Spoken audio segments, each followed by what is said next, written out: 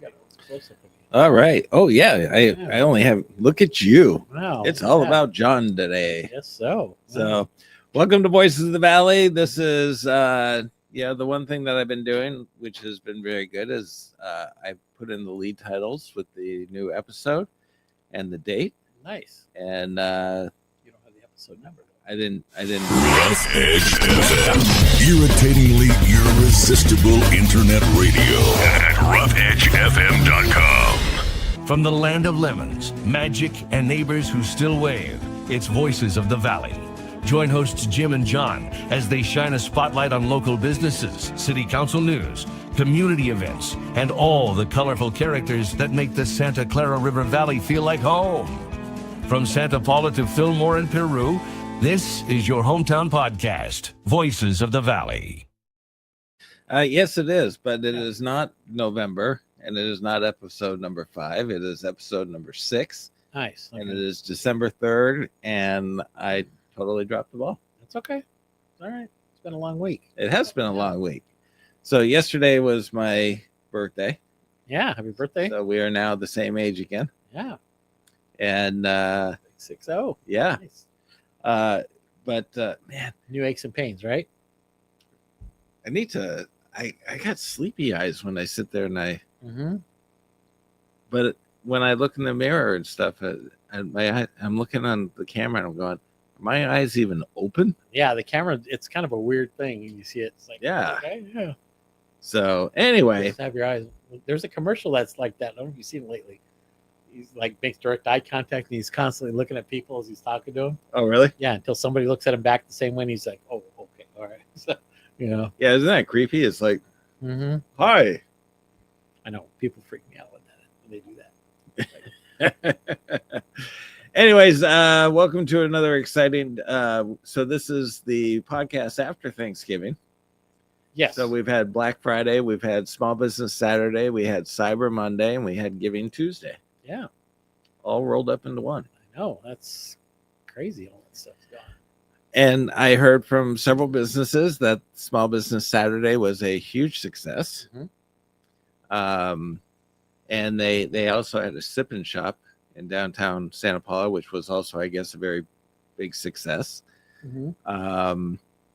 But I want to talk to you as a little bit more of a matured person now because I'm a year older. Yeah, a lot more wisdom just set in yesterday, right? Okay, there you go. And it's like, okay, so now time to evaluate. Mm-hmm. I mean, granted, I was always in my 60th year for the whole year. Correct. But now it's like since the number actually turned and that digit It's flipped. There you Flipped. go. Uh-huh. Yep. it's like, man, it's time to really evaluate. Well, did you have a couple aches and pains you didn't have before when you woke up this morning?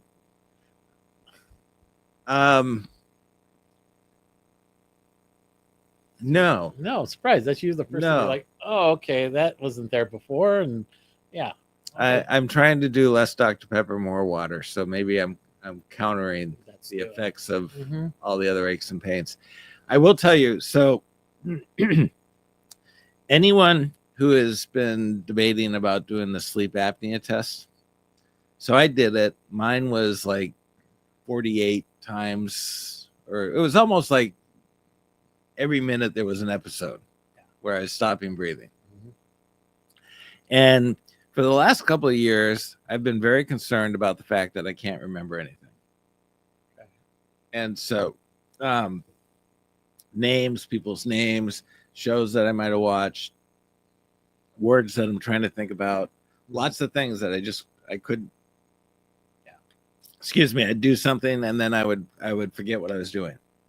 And I'd go downstairs and I'd be like, why did I come downstairs for? And it was kind of concerning. Since I am now about 2 months now on that sleep apnea, the machine, whatever. Yeah. CPAP. My memory has come back full force. That's scary. I know. Wow. Like so there's a program that I was watching, the Murdaugh murders. Okay. And for whatever reason, Murdoch kept sticking in my brain, and I'm like, "Oh, Murdoch, what is it? No, it's not Murdoch. Oh man, could not think. Now I can remember Murdoch, and I think about some of the names of people that I've been talking with, and I'm going, oh shoot, and it's like, oh, that's Monica. So at first, the initial response is, oh, crap. But then when I stop for a second, it's like, oh, yeah, it's this. So my memory has improved 100% ever since I took the Evelyn Wood speed reading course. My memory has improved 150%. It's amazing what happens when you get sleep. Huh? Yeah. Yeah. And somebody was telling me that when you sleep, that's when your memory gets locked in. That's when most of the stuff gets stored Yeah. and captured. Yeah. Because, I mean, I'm sleeping better lately, so it's all good, But yeah, because you have so much information you got to process during a sleep or during the day, and it's hard. It's like it's there. It just takes a while to come out because the processor may be a little slower. Yeah, but it wasn't coming out. Oh, that was the scary thing is how many times do you sit there and you see somebody and you know who they are, you should know their name, you can't remember for the life of you, and like 3 hours later it's like, oh damn it, now I remember their name. It's like, yeah, it just takes a while to, right. It just takes the long road in your brain. Well, I will tell you that I am very happy with the fact that this has helped my memory immensely. I did that test 6 years ago. Did you? Yeah, and then had the CPAP machine for a while, but now I don't need it. So. Oh, you don't? No. So you can actually outgrow it. Well, yeah, part of it was because of I was a lot heavier back then, and I had my surgery and stuff like that. So once that cleared up, I was a lot better. So I really didn't need it anymore. Oh, okay. And then, funny story is that yesterday I was at a doctor's appointment as a follow up for my pneumonia and stuff. So I was at a specialist, and was it pulmonary, and then a sleep center. So I go in there, and they're like, give me all this paperwork about sleep to do a sleep study, and I'm like, I'm not here for a sleep study. They're like, yeah, that's what your doctor scheduled you for. I'm like, no, but they're like, how many hours do you sleep? What happens when you sit down? The whole question.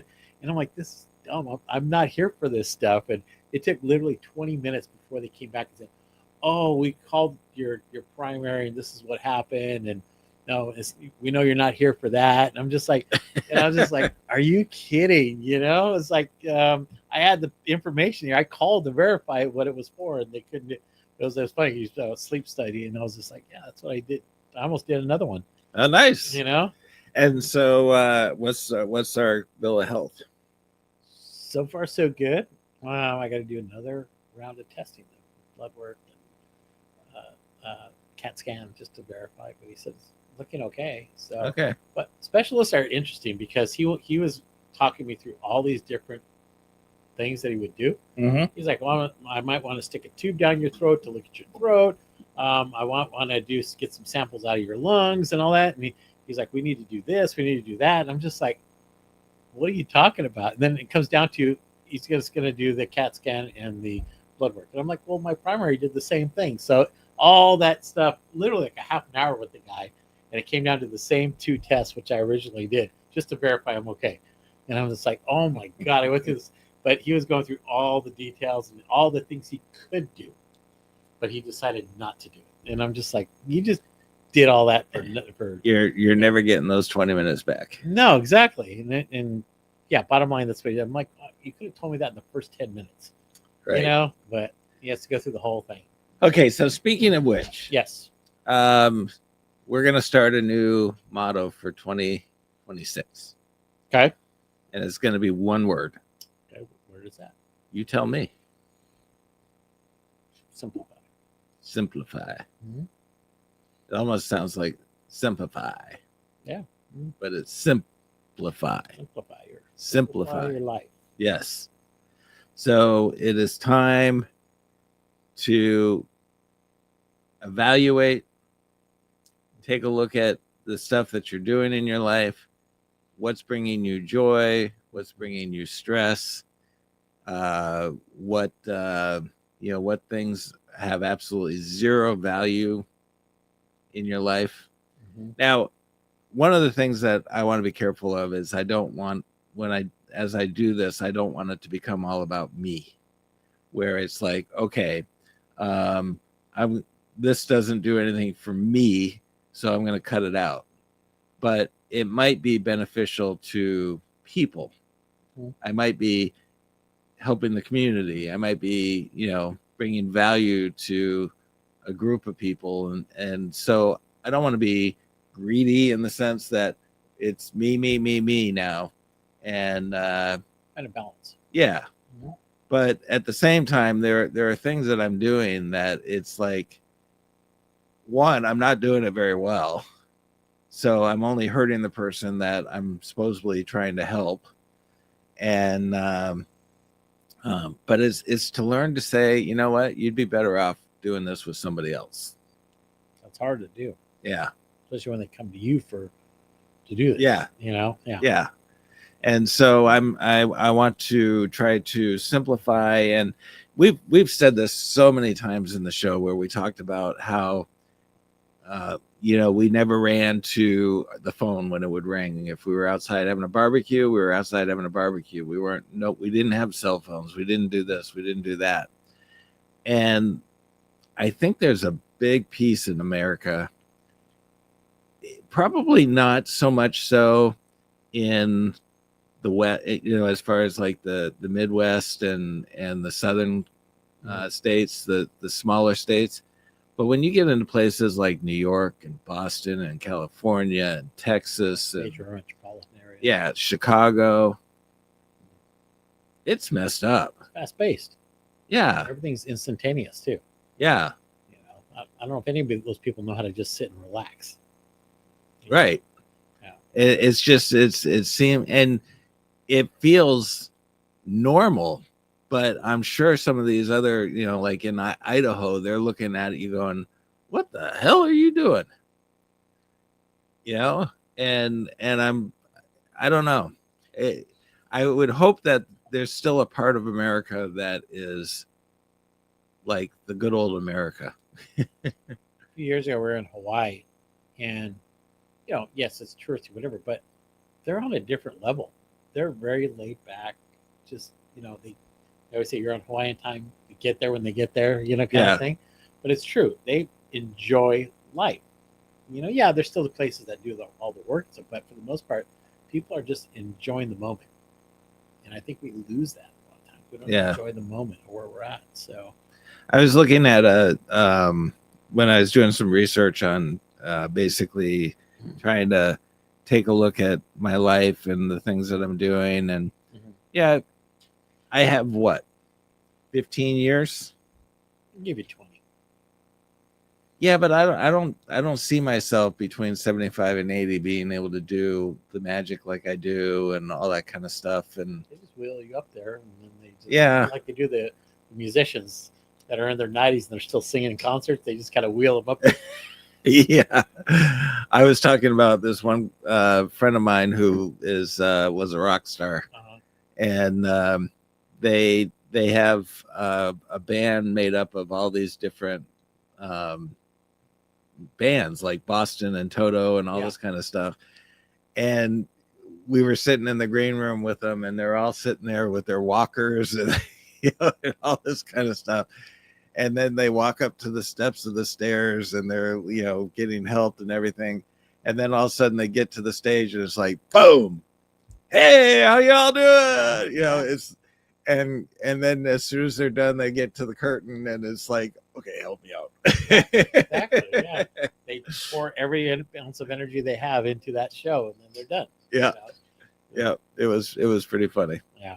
So Santa Paula had a pavement meeting last night about the next phase of their pavement. Yes, and that's what I spent my 60th birthday on. I was shocked that you were there. Everybody else was too. I was surprised. I thought you were really going to go do something. Yeah. I don't even know if that needed to be televised, though. I think they wanted it more for recording to be able to, have it for the records. Yeah, but there were a lot of questions, a lot of statements, public statements. There's so one of the things that somebody said was Measure A. Like 15 years ago, there was a Measure A. If I'm not mistaken, I wonder if that was the college one, the school one. It sounded like it was for roads. Was it for roads? Yeah. Oh, we'll look it up while we're talking. Okay. Mhm. But whatever it was, it didn't sound like it went to where it's supposed to go. And there are a lot of challenges to the fact that this money is in the general fund for Measure R and Measure T. But the council, I think, was pretty clear about the fact that they have advisory committees that are looking over how the money is being spent to make sure that they stay on task. Did you find something? When it talks about the school, Measure A for the school. Yeah, that's the only thing it has. I have to keep looking. Yeah. Okay, so it was a good meeting. You can find it on YouTube if you go to the city's website. You know, I'm sorry, but the questions that they were asking about where that money was going, it was going to be a general thing. That was stated when they first put the bond or the measure out. Right. It was everything questions they were asking. That was stated when they put that out there. Right. I mean, there were some people that were going, "Oh, it was specifically raised for the roads," but it's like, well, no, there was more to it than that. That was the primary. Yeah. Yeah. But so some of the people were misinformed with some of their comments and questions last night, or they forgot, Right. So, but yeah, the city's been very clear as far as how that money's being used, and then forming that oversight committee that's looking at it too. Right. It's the same thing. I sit on the Measure T committee, and it's the same thing. It's like we are very specific as far as where that money's getting allocated between roads, public safety, and youth. And we stay true to it is, and that's what they're going to do with Measure R. They'll stay true to where that money's going. So, and maybe Tim can help us out with this one. But one of the questions that came up at council meeting last month was somebody was complaining about the fact that their road is not paved and that they don't have any sidewalks and all this kind of stuff. And it's in the unincorporated part of Santa Paula. Do you know who is responsible for the unincorporated? It's county. So the county needs to be doing those roads. Anything that's outside the city limits, that's county, even though it's considered still Santa Paula. Like if you go out towards, like, example, Briggs School, out there. And that's what Tim said was county. You go to Briggs School, anywhere between here and Briggs School, that you when you pass the city limits, that's all county responsibility. So if they wanted to put sidewalks out there, that's not the city. Okay. That's why you see here the sidewalks end kind of right here, and then it goes just to the farms, all the ranches and stuff. So, but yeah, anything that's outside of the city limits, it's all county that has to do with that. So, yeah, I know. Getting a little relaxed here. I know, a little relaxed, but anyway, so yeah, so that's. Sure, I'm used to this new John. Yeah, taking a nap soon. After your nap. But yeah, there. I don't know if some of the roads streets they were talking about last night, and previous were in unincorporated areas, and that's what they got to kind of look at. So, what was interesting is that nobody mentioned to the fact that when those comments were made, that said, "Hey, your street is in an unincorporated area, so it's not the responsibility of the city. So you need to, get in touch with the county." So Tim is saying the city can annex the area, and it would be us, and it could help us tax wise if we understood it correctly. that'll have to go to a vote though to annex it. So why are there parts of Santa Paula that are unincorporated? Well, if you look at it though in the map, it's just on the outskirts of everything. Like if you look at everything south of the airport, that's all unincorporated, even though it's just over the bridge and that's Santa Paula, that's still all unincorporated. There's got to be lines at some point somewhere, however it was drawn. Mm-hmm. The expansion was when we did the harvest, and then now we expanded to the new business park that's on this other side, on the west side.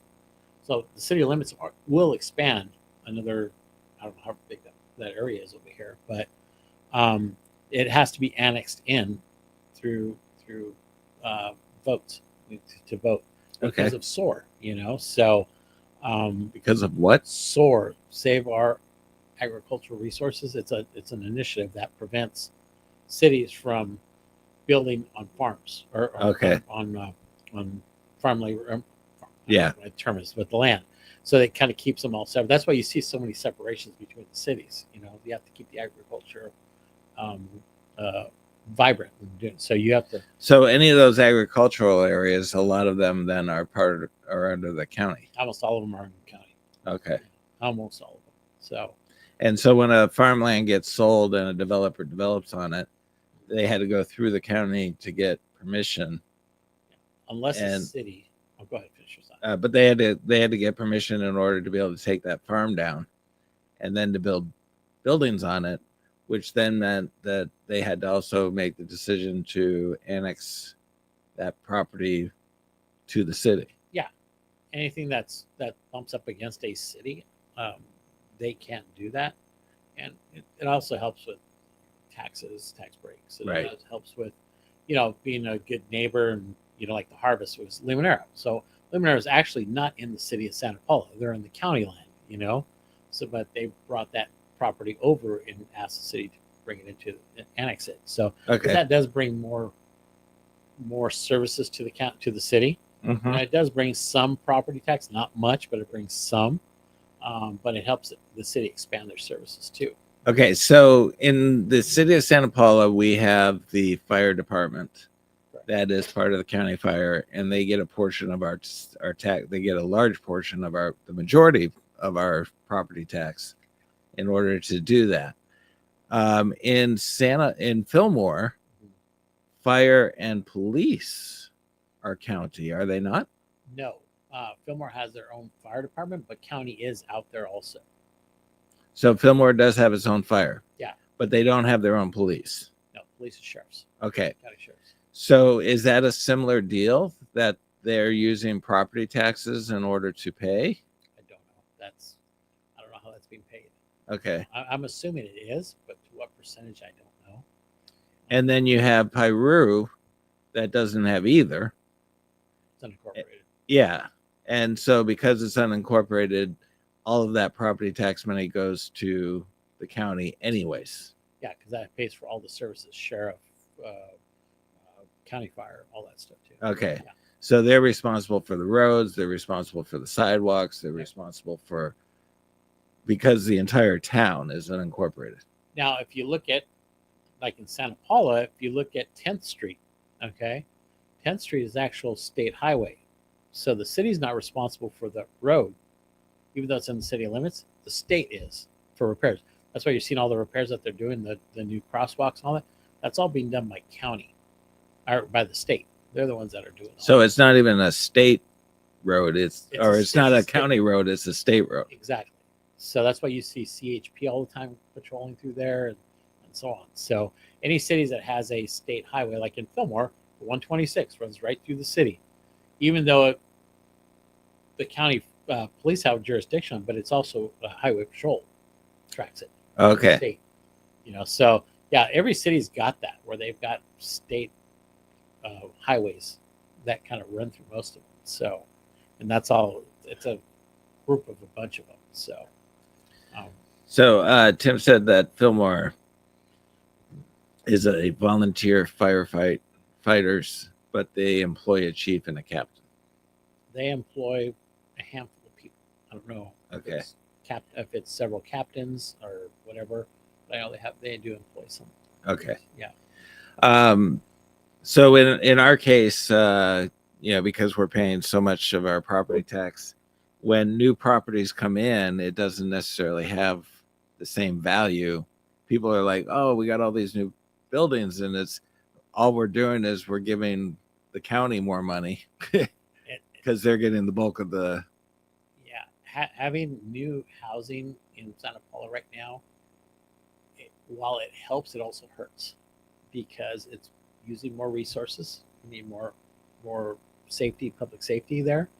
So who's going to pay for all that stuff? So Right. you got to add more police cars. And we're not getting the property tax like everybody thinks we are. Exactly. So out of every dollar, I think I heard the term, out of every dollar I heard that we get like 21 cents or something like that. It's 20 cents or less. Yeah. whatever it is. Yeah, that we actually get. Yeah. So, and then the bulk of that, rest of that goes to the county, and then the state gets their cut out of it. Their small little cut out of it too. But the bulk of that, I think it's 70% of it, goes to county. So whenever I see these homes being built here, it's like, yeah, that's great. We're going to add 2,000 homes. Awesome. It's going to bring more people. Hopefully they shop here, they do things here. But if we don't have businesses here for them to shop in, it actually hurts our city.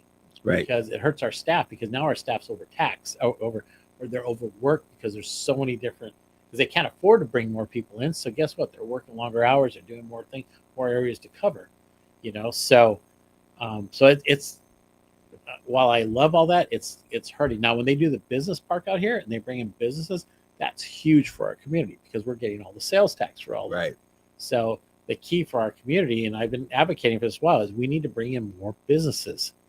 More business, bring a lot of sales tax dollars. We lost a lot over the last year. If you look at it, we lost Santa Paula RV, which was a huge one. We lost Rite Aid. Big Lots was another one that we lost too. So there's the Healy and Weber, the manufacturers that make medical supplies on Main Street. They moved out. So there's several businesses that brought a lot of sales tax dollars here, significant sales tax dollars, and we have nothing to replace it right now.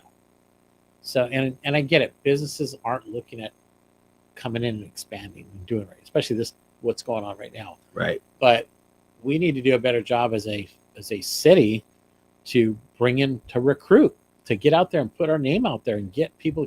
We have 32,000 people. Why can't we have medium size retail here? Well, it's interesting. We're running out of time, but Piru. Piru is going to be a long time coming before it's going to see any kind of retail. Yeah. I mean, it's just you have to go off the beaten path, even though it's a quarter of a mile. There's still, people aren't going to deviate off the 126. So doing business in Piru really heavily relies on the fact, it's kind of like us, our magic shop. It's not on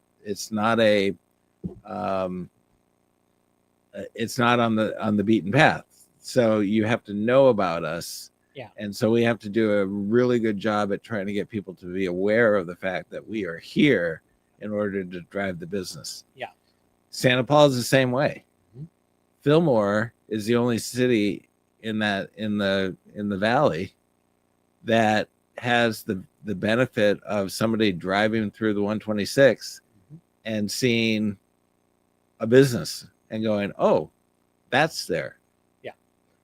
So anyone in Fillmore, they have the greatest potential of attracting retail than I think out of all three locations. Yeah, and they have the property along the highway that can do it. There's Yeah. a lot of empty lots there, and some, I guess, a while back were designated for shopping centers and stuff. But the way retail is now, it's probably not going to happen. So, fortunately and unfortunately, we may see housing along the highway. Like they're doing on the east end of Fillmore. Yeah. As you enter Fillmore from Santa Paula, there's these big properties. I think one of them might be slated for, maybe wrong, but slated for housing. Okay. They were looking at doing it as a shopping center or something to that effect. Right. It's just hard with retail, the state it's in right now, with online shopping and all these other things. It's hard to get it to attract somebody to really come into the community. Yeah. Especially communities like ours. Now, if you go into other cities, I mean, they're building like crazy, so a lot of businesses are going in there, but there's higher traffic and stuff. So I said, we need to do a better job as a valley to attract businesses. Yeah. And I think that's where we're struggling a little bit. So, well, and it's like you said, it's a tough time. And, 5 years from now, who knows, we might not see any retail stores. It might be online. Except for the mom and pops, Mm-hmm. But so what's going on? So in Santa Paula this weekend, the art museum has their holiday market. So that's going on, and I don't. First Sunday is coming up, so all the museums should be open for free, right? Yeah, that's right. Yeah. So And look at my calendar here. So let me see what it was. Santa Paula Art Museum Holiday Market. They're doing that Saturday from 10 a.m. to 4 p.m. now I heard that is that the market that's at Park 1055? No, that's the one that's going to be at the art museum. At the art museum. Okay, so they have a holiday market. Yes, I heard Park 1055 was talking about doing a market. that I don't know. Okay. Yeah. And then the following weekend we have the holiday market that's going to be taking place Downtown. What about in Fillmore? Fillmore, they just had their Sunday. They just had their holiday tree lighting and night market. So I don't know what their next plans are Okay. or anything. But it was a huge. Well, they have their parade this weekend. Right. They have their Yeah. parade, and then Pyru has their parade the following week. Yeah, so that's their big thing that they have their So- parade this weekend. So And they're, after watching the Santa Paula parade and going through what we went through this year, I probably have turned to say, you know what, this should be a Saturday morning parade. Get people to the downtown, and then once they're there, they'll be, they'll go to the restaurants, they'll do whatever. Right now, with the night and how chaotic it was, and everybody just, they come, they go. Yeah. So I would actually advocate for a Saturday morning parade. and that's probably where it's going to go Yes. going forward. And the theory for the parade at night was it was going to bring more people out, which it does. It brings It does. a ton of people out, a lot of families and stuff. But yeah, are they actually shopping? The restaurants are packed. We know that. Yeah. Any event downtown, they're packed. But are they actually shopping? They tried this on Friday this year. They took a lot of heat because they moved it on Friday and happened to fall at the same time as a football game. Right. So that didn't help either.